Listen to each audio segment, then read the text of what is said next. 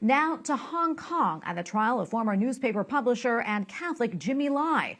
A former associate publisher at the now defunct Apple Daily testified that Lai ran a campaign to rally support for the former British territory from then U.S. President Donald Trump. This was 1 month before the Beijing-backed national security law was passed in Hong Kong. Lai faces 2 counts of colluding with foreign forces and another count of conspiracy to print or distribute so-called seditious materials.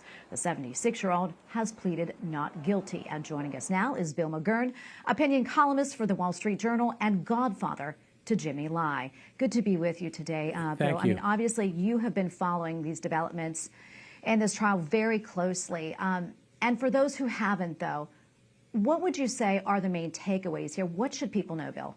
Well, the main takeaway is that the government in Hong Kong, which had protests a couple years ago because it was trying to pass this extradition law, they blamed Jimmy Lai for being the mastermind of the protests. It's silly. He ran a paper, he supported freedom and so forth, but the idea that he masterminded anything is ridiculous. Second, very few people doubt the outcome. Even the security minister in Hong Kong bragged about how they had a 100% conviction rate for the National Security Act thing.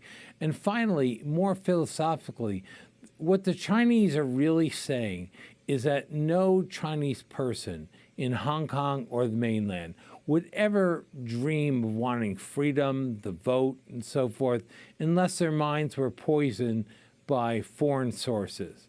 And that's partly what this crackdown is about. But they cracked down not just on Jimmy. One of the groups lists 1,700 political prisoners. They prosecuted a young woman who tweeted something about independence while studying in Japan, another guy who played a song they don't like on his harmonica. This is not the Hong Kong that I lived in for 10 years and was really a beacon of hope for a lot of Chinese. Yeah, and Bill, as you know, many people, including multiple Catholic leaders from around the world and a number of human rights experts at the United Nations, they have all urged Hong Kong to drop all the charges and to release Jimmy. Do you think with enough international pressure that could happen? Well, I think that without international pressure, it won't happen. I don't think they'll release him before he's convicted. They already convicted him of bogus business fraud charges. They want to say he's a corrupt businessman under foreign influence and was a malicious mastermind of these events. Once they say that, we have a better chance of getting him out if he becomes a thorn in China's side. For example, if the U.S. raises his case every time China wants something, whether it's landing rights, a port call, or whatever. So I think there's an opportunity, but after he's convicted. It's very sad. The idea that someone like that would be even prosecuted, unthinkable in the Hong Kong I lived in. Yeah, how is Jimmy doing? Do you know?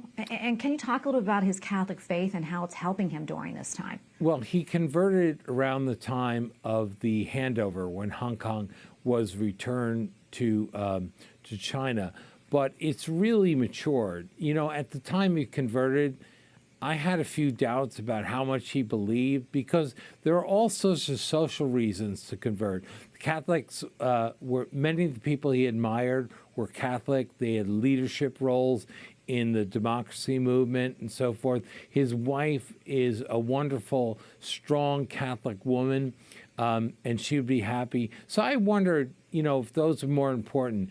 I'm now ashamed to admit that. I was totally wrong.